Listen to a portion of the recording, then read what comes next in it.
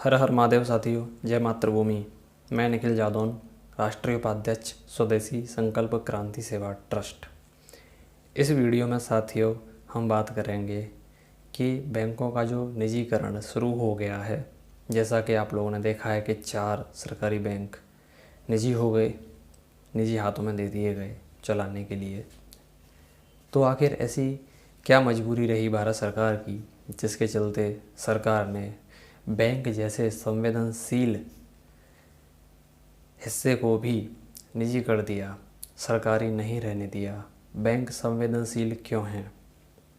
क्योंकि यहाँ पर लोगों का पैसा जमा होता है, पूंजी जमा होती है, लोगों की मेहनत की कमाई यहाँ जमा होती है, जिससे वो अपनी ज़रूरत की सारी चीज़ें खरीदते हैं। निजी हाथों में देना कोई आसान बात तो नहीं है, और ना ही सुरक्षा कारणों से यह सही है अगर तुलना करें सरकारी बैंकों से निजी बैंकों की। तो आखिर ऐसी सरकार की क्या मजबूरी रही? क्या वास्तव में मजबूरी रही या कोई और बात है जो सरकार हमसे छिपा रही है? यही सब बातें हम इस वीडियो में करेंगे, तो वीडियो को अंत तक देखते रहिए, ठीक है। हम बैंकों के निजीकरण पर बात करें कि क्यों हो रहा है, तो इससे पहले हम कुछ छोटी छोटी मगर मोटी बातें कर लेते हैं जो आपके लिए जानना बेहद ज़रूरी है, ठीक है। तो सबसे पहले हम ये बात करते हैं कि भारत में सरकारी बैंक और प्राइवेट बैंक कितने कितने हैं। तो सरकारी बैंक का आंकड़ा आप देख सकते हैं, ठीक है। तो ये सभी मिला के आपके बैठते हैं 64,000। इसमें हमने वो 4 बैंक नहीं लिए हैं जो निजी हाथों में देने की तैयारी सरकार ने की है, ठीक है, क्योंकि वो तो जाने ही हैं और चले भी गए हों तो पता नहीं। अब हम निजी बैंकों की सूची देखते हैं, ठीक है। तो ये सभी बैंक मिला के 45,000 बैठते हैं। इसमें वो सभी बैंक भी शामिल हैं जो 4 बैंक सरकार ने सरकारी से निजी किए हैं, ठीक है। तो अब इसमें हम बात करते हैं कि ये तो हो गए आपके बैंक कितने चल रहे हैं। अब हम बात करते हैं कि भारत में रुपया कितना घूम रहा है। तो भारत में जो भारतीय मुद्रा है रुपया, वो 1800 लाख करोड़ है, जिसमें से 14% ये काले धन के रूप में बाहर है। इसके अलावा कुछ परसेंट और, जैसे कि जो लोग ले जाते हैं बाहर वैसे ही खर्च कर आते हैं, वो अलग है, ठीक है। तो इस प्रकार से काफ़ी सारी मात्रा में रुपया देश से बाहर है। इस वजह से देश में पैसे की कमी रहती है, जिससे कि बैंकों में पैसा लोग कम जमा कर पाते हैं, क्योंकि अगर लोगों के पास ही पैसा कम रहेगा तो बैंकों में जमा कैसे करेंगे, ठीक है। अब हम बात करते हैं कि बैंकों में पैसा बनता कैसे है। आखिर बैंक पैसा कैसे बनाते हैं? सरकार के ऑर्डर पर बनाते हैं या कोई और बात है, ठीक है। यदि सरकार के ऑर्डर पर बनाते तो हम लोग कर्जा लेने जाते तो पहले हमें सरकार से परमिशन लेनी पड़ती ना। तो इससे पता चलता है कि सरकार के ऑर्डर पर तो बैंक बनाते नहीं, ठीक है। तो बैंक अपनी मर्ज़ी से पैसा बनाते हैं, जैसा कि हमेशा से बनाते आए हैं। तो जब भी कोई आदमी कर्ज लेने जाता है, उसी समय इस दुनिया में नया पैसा आता है। आई बात समझ में? जब भी कोई आदमी कर्ज लेने जाता है, तब इस दुनिया में नया पैसा आता है। ध्यान रखिएगा, डिजिटली पैसा कंप्यूटर में बना दिया जाता है, पासबुक में लिख दिया जाता है। उसका 4% खचाखच आरबीआई छाप देता है बाज़ार में घुमाने के लिए। तो इस प्रकार से पैसा जो है बाज़ार में घूमता है। 90, 95, 96% तक पैसा डिजिटल होता है, 4% ही कैश में अवेलेबल होता है, ठीक है। ज़्यादा अवेलेबल नहीं होता। अलग अलग देशों में ये आंकड़ा अलग अलग होता है कि कैश में कितना पैसा उपलब्ध होता है। तो ये बाज़ार में जब आता है तो फिर हम इसको अपनी ज़रूरत की चीज़ें खरीदने के लिए प्रयोग करते हैं पैसे को, और ये दुकानदारों पर जाता है। दुकानदार बैंक में जमा करते हैं, और जो हमने चीज़ें खरीदी हैं उस हिसाब से टैक्स सरकार को जाता है। फिर सरकार उस टैक्स से मनमानी करती है, चाहे वो योजना में खर्च करे। मनमानी से अर्थ ये नहीं है कि अपनी शौक मौज कर रही है। मनमानी से अर्थ है वो जहाँ चाहती है वहाँ खर्च करती है। भाई हमसे पूछ के थोड़ी ना खर्च करती है, जैसा हमेशा से करती आई है अपनी मर्ज़ी से खर्च, कि इतने करोड़ शिक्षा पे जाएगा, इतने करोड़ स्वास्थ्य पे जाएगा। अब वो वास्तव में जाता है कि नहीं, इस बारे में हम बात नहीं कर रहे हैं, लेकिन आंकड़ा तो आता है, अखबार में आता है, टीवी में आता है, ठीक है। अब समझिए बात को, गणित समझिए, क्रोनोलॉजी समझिए। तो सरकार खर्च करती है, मुंबई में हाईवे बनाया, उस मुंबई के हाईवे में उत्तर प्रदेश के भी न जाने कितने लोगों का टैक्स का पैसा होता है। और वो लोग उत्तर प्रदेश के जो कभी मुंबई, उनकी 10 पीढ़ियाँ कभी मुंबई नहीं जाएंगी, जिनका कोई लेना देना ही नहीं है यार मुंबई से। मुंबई में हाईवे बन रहा है तो टैक्स का पैसा पूरे देश का लगेगा, उसमें मुंबई का नहीं लगेगा। ये जो पैसा लगने की प्रक्रिया है देश में जहाँ जहाँ लगाया जाता है, ये इम्प्रॉपर है, प्रॉपर नहीं है। हमें वो सुविधाएं भी ज़बरदस्ती दी जाती हैं जिसकी हमें ज़रूरत नहीं है। Please understand. तो टैक्स की मनमानी अच्छे अर्थों में भी हुई है और बुरे अर्थों में भी हुई है। मनमानी तो मनमानी है, किसी को फ़ायदा हो जाए, किसी को नुकसान हो जाए। अब हम बात करते हैं कि बैंक दिवालिया कैसे होते हैं। ठीक है, तो दिवालिया होने के पीछे वजह यह है कि जब व्यापारी जो होते हैं, बड़े व्यापारी, एक तो कर्जा ले लेते हैं, फिर उस कर्जे को वापस नहीं कर पाते, एक ये वजह है। एक ये वजह है कि व्यापारी कर्जा ले लेते हैं, वो वापस करने की जब बात आती है, उनको दिखता है कि यार करना पड़ेगा, तो वो भाग जाते हैं। झंझट ही ख़त्म, ना रहेगा बांस और ना बजेगी बांसुरी। ठीक है ना, देना ही नहीं है, आराम से अपना जो है विदेशों में चले जाते हैं। ना तो वहाँ की पुलिस उन्हें पकड़ती है कि भाई तुम उस देश का पैसा ले आए हो, वहाँ की सरकारों की आंखें बंद हो जाती हैं। और हमारे देश की सरकारों की तो 1947 से ही बंद है, सरकार कोई भी आ जाए। ठीक है, सरकार की आंखें खुली हुई हैं, ये भरोसा दिलाने का काम मीडिया कर देती है कि सरकार बहुत अच्छा काम कर रही है। देखो आज तक कभी लगा लोगों को कि सरकार ने कुछ गलत किया 1947 से? बिल्कुल नहीं लगा। ठीक है ना, मीडिया चौथा स्तंभ है लोकतंत्र का, चौथा स्तंभ है, ये कुछ भी कर सकता है भैया। ठीक है, मुझे तो ऐसा लगता है कि लोकतंत्र इसी पर टिका हुआ है। खैर, तो ये थी भैया दिवालिया होने की वजह। अब निजी होने की वजह पे हम बात करते हैं कि निजी होने के पीछे सरकार क्या दलील देती है। सरकार कहती है कि एक तो ये बिजनेस करना, व्यवसाय करना, ये सरकार का काम नहीं है। ये सरकार का काम थोड़ी ना है। सरकार का काम तो सेवा करना है जनता की, जनता के पैर दबाना है, हाथ दबाना है, तेल से मालिश करना है जनता की। बेरोज़गार बैठे हैं ना, तो ठाले बैठे भैया कुछ तो होगा ना मन में, ठीक है ना, तो मालिश करो जनता की, ऐसे करके तेल लगा लगा के। तो ये काम सरकार का है। अब देखो कितनी मालिश करते हैं नेता हमारी, जितने भी सांसद हैं, विधायक हैं, कितनी मालिश करते हैं देखो तेल लगा लगा के, है ना, जनता की। जनता जो है तेल लगा लगा के चिकनी हो गई है जनता। बिजनेस करना काम थोड़ी ना है सरकार का, टैक्स लेना काम है, सरकारें बनाना काम है। नेता खरीद खरीद के सरकारें बनाओ, है कि नहीं। खैर, तो दलील तो ये देती है सरकार के यहाँ काम नहीं होता। ठीक है, तो तुम उस ठीक कर सकते थे प्रक्रिया को जो बिगड़ी हुई है, जिस वजह से काम नहीं होता, कि कर्मचारी हैं। जैसे अगर हम किसी बैंक में जाएं, बड़े बैंक हैं सरकारी, SBI में जाएं, तो वहाँ जाएं तो खाता खुलवाने के लिए वो 4 चक्कर लगवा देता है, फॉर्म ही नहीं देता। बैठा रहता है, चला जाता है, लंच है आधे घंटे का है, 1.5 घंटे में आ रहा है लौट के, कैमरे लगे तब भी कोई डर नहीं है, कोई क्या कर लेगा कोई, वही है ना। तो ये है बात। तो इस सिस्टम को सुधारा जाए। इसको एक उदाहरण से समझिए। आप पुरुष हैं, आपके पास लिंग है, वही लिंग जिससे आप संभोग करते हैं, वो लिंग खड़ा होना बंद हो जाए। ठीक है, आपके पास 2 रास्ते हैं कि या तो आप उसका इलाज करें या उसको काट के फेंक दें। तो आप कौन सा रास्ता चुनना पसंद करेंगे? इलाज वाला? मैं तो इलाज वाला करूँगा। वैसे मुझे इलाज की ज़रूरत नहीं है, लेकिन सरकार ने दूसरा रास्ता चुना, काट के ही फेंक दो, झंझट ही काट दो ना, निजी हाथों में दे दो, दे वो करें, उसको कर लेंगे, हमें पैसा मिल जाएगा, हम अपना जो है देश सेवा में लगाएंगे। क्या समझे? सेवा में, क्योंकि बिजनेस तो सरकार का काम है ही नहीं ना। सेवा करेंगे, मालिश करेंगे तेल से जनता की, यही तो है सेवा। तेल खरीदने के लिए तो पैसे चाहिए, तो सरकारी विभागों को बेच बेच के पैसा आएगा तेल का, जो तेल जनता को लगाना है। समझो बात, क्रोनोलॉजी समझो यार, क्रोनोलॉजी नहीं समझते हो।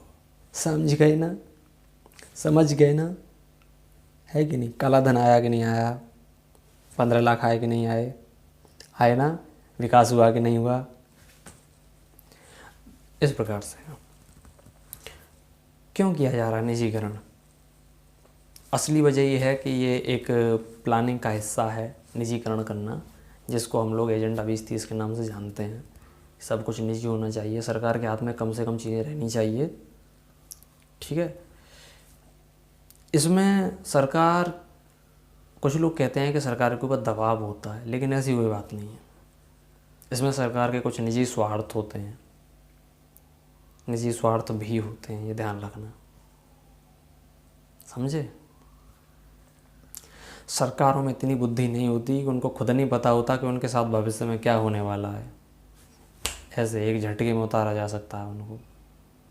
वो सरकारें उन लोगों के लिए काम करती हैं जो कभी भी कुछ भी होने पर एक झटके में साथ छोड़ दें सरकारों का, लेकिन फिर भी करती हैं सरकारें काम। खैर, क्या कर सकते हैं हम लोग।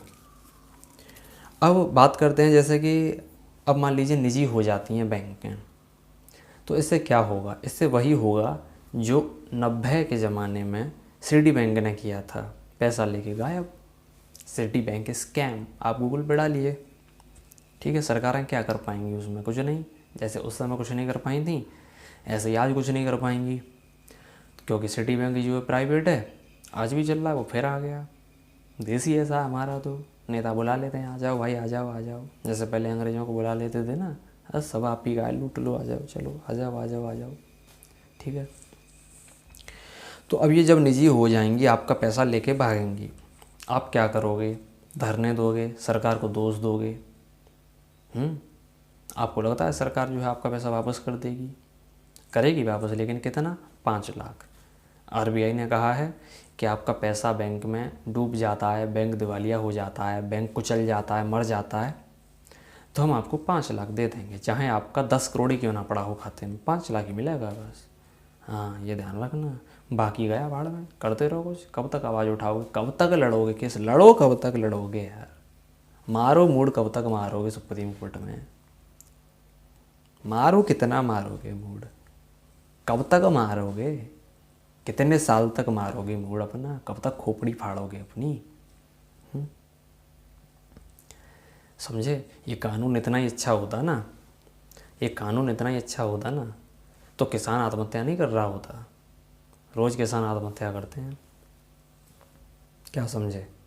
पूरी दुनिया में जितनी भी आत्महत्याएं होती हैं, उनमें 70% भारत के किसान करते हैं।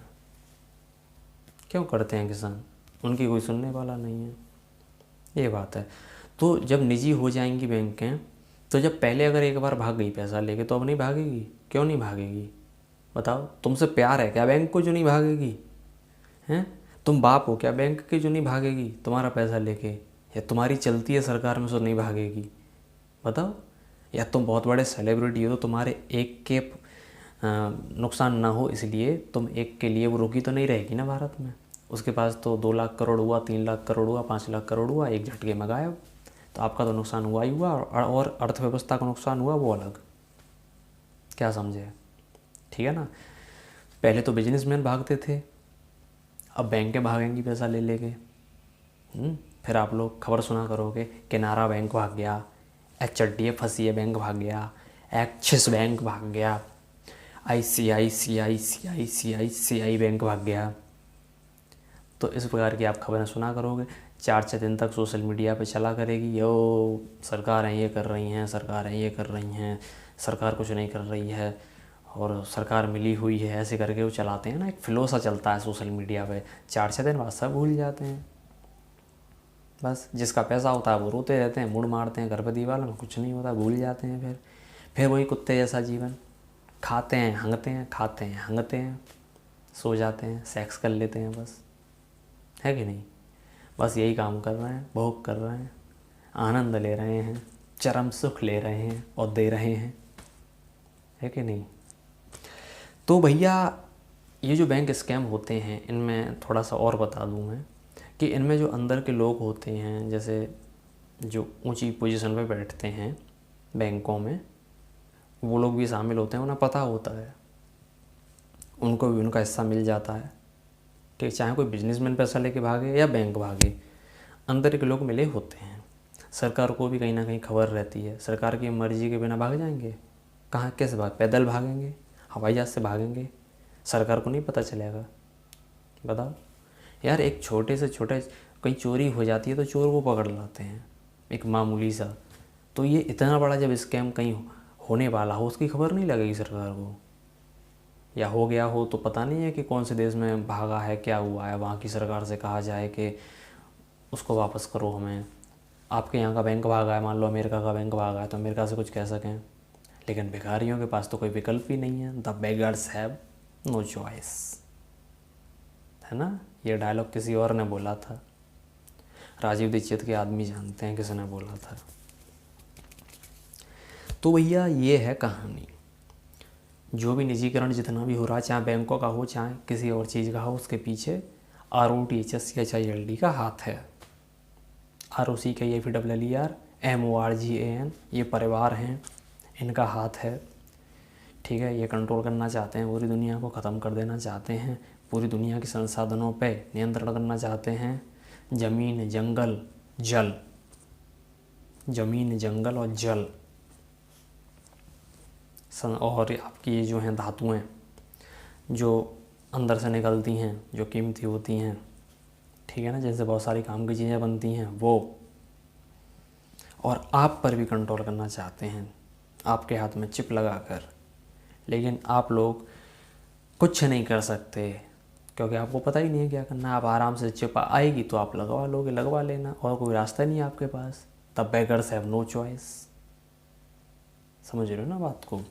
तो निजीकरण इसीलिए नहीं हो रहा खाली कि सरकार पर कोई दबाव है ऊपर से, और ऐसे करके उन लोगों का, सरकार के अपने भी स्वार्थ होते हैं, और उन स्वार्थों के चलते सरकार को ये नहीं पता होता कि वो देश का और अपना दोनों का ही नुकसान कर रही है।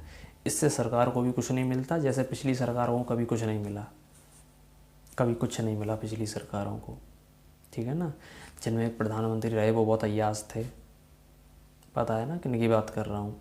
उनको लगता था कि उनकी ये अय्यासी कभी सामने ही नहीं आएगी, मौज मस्ती लेते रहो, ज़िंदगी में चरम सुख लेते रहो, देते रहो। लेकिन आज जो है, मतलब क्या है, पता क्या औकात रह गई? सारी असलियत सामने आई, सारे फोटोग्राफ सामने आए। ऐसे इन लोगों के आएंगे कभी, है कि नहीं, बाद में, कि देखो ये इनके लिए काम करते थे, ये प्रधानमंत्री थे, ये इनके लिए काम करते थे, ये इनके कहने पे ऐसा किया है इन्होंने, और क्या मिला? झुंझुना हाथी घोड़ा, गए कुत्ते की तरह ऊपर, मर गए, मुंह फाड़ के गए। दलील देते हैं भक्त, उसके तो आगे पीछे कोई नहीं है। अरे यार, आगे पीछे कोई नहीं है तो इसका मतलब ये है कि बेईमानी नहीं कर सकता देश के साथ? क्यों नहीं कर सकता? अरे उत्तर दो ना टिप्पणी संदूक में आके, क्यों नहीं कर सकता? बताओ, अपने सुख के लिए नहीं कर सकता? हो सकता है मरने का डर हो, गोली पड़ जाएगी। बताओ, जैसे पहले जो है एक प्रधानमंत्री को जहर दिया जा चुका है, बताओ, है कि नहीं? तो जहर दिया जा सकता है तो गोली नहीं मारी जा सकती, या दोबारा से जहर नहीं दिया जा सकता, तो अपनी मृत्यु का डर हो शायद इसलिए कर रहे हो। अपने स्वार्थ तो होते हैं, पर ये ध्यान रखना, बिना अपने स्वार्थ के कोई कुछ नहीं करता, लालच दिया जाता है सबको, ये ध्यान रखना। कोई इतना पागल नहीं है, मतलब मुझे कोई फ़ायदा नहीं हो रहा किसी की बात मानने से, तो मैं किसी की बात क्यों मानूंगा ना? ROTHSCHILD मुझसे कुछ गए, मुझे कुछ फ़ायदा दिखाएगा ना वो, कि देखो देखो हम तुम्हें ये दे देंगे और ऐसे ऐसे करके हम तुम्हारी सरकार बनवा देंगे, तुम्हें पैसा आएगा, अगर तुम निजीकरण कर दोगे तो तुम्हें पैसा आएगा, और तुम आराम से पार्टी वार्टी का प्रचार विचार कर अपनी सरकार बनाओ और खूब नाम कमाओ, शोहरत कमाओ, अपनी दौलत कमाओ, 8-8 हज़ार करोड़ के हवाई जहाज खरीदो, है कि नहीं? तो लालच दिए जाते हैं, लालच में आ जाते हैं, यहाँ से ढीले होते हैं दिमाग से, है कि नहीं? भगवत गीता तो कभी पढ़ी नहीं, जीवन में उतारी नहीं, शिक्षा पढ़ा ली मैं कोली की है, अकल कहाँ से आएगी? लालच में आ जाते हैं। गली के गुंडे जो होते हैं वो पदों पे पहुंच जाते हैं, ऊंचे ऊंचे पदों पे। गली के गुंडों की क्या औकात होती है? क्या औकात होती है बताओ? भिखमंगे पहुंच जाते हैं। और कौन पहुंचाता है उन्हें पता है? मॉडर्न और कूल और जो जाड़े में आइसक्रीम खाने वाले लोग पहुंचाते हैं। ये करेगा विकास, ये करेगा विकास भाई साहब, ये करेगा, बुलेट ट्रेन लाएगा भाई साहब, उड़ना है हमें तो, है ना, बुलेट ट्रेन में उड़ेंगे हम तो भाई साहब, ये ध्यान रखना। तो कुछ नहीं होने वाला भैया, ये ऐसे ही चलता रहेगा। ठीक है, जब तक इस देश का एक बहुत बड़ा वर्ग, यानी कि जो भेड़ हैं, ये 140 करोड़ भेड़ें हैं हमारे देश में, इसमें से एक बहुत बड़ा वर्ग जब तक आवाज़ नहीं उठाएगा, और मुझे लगता है गृह युद्ध तो कभी ना कभी होना है, हो जाए तो ही ठीक है ना। ऐसे घुटने घुटने से तो अच्छा ही है कि हो ही जाए तो ही ठीक है, और क्या है। बस, तो बैंकों के स्कैम की और बैंकों के निजीकरण के पीछे की कहानी हमने आपको बता दी। बैंक मर्ज क्यों होते हैं, जैसे मर्ज हो जाते हैं ना, पैसा कम रहता है बैंकों में, लोगों के पास रोज़गार नहीं होते, लोग उसमें पैसा नहीं डालते, तो बैंक घाटे में चलने लगते हैं। घाटे में चलने लगते हैं तो दो तरह के, तीन तरह के बैंक आपस में मिल जाते हैं, उसे मर्ज होना कहते हैं। ये तो सादा सा गणित है, इसमें कोई वो बात नहीं है। ठीक है, तो ये है बैंकों के निजीकरण की और मर्ज होने के पीछे की कहानी। बस इसी प्रकार से हम और एक वीडियो लाएंगे। ये सीरीज़ जो है बैंकों का माया जाल, ये बहुत लंबी चलेगी। कब तक चलती रहे?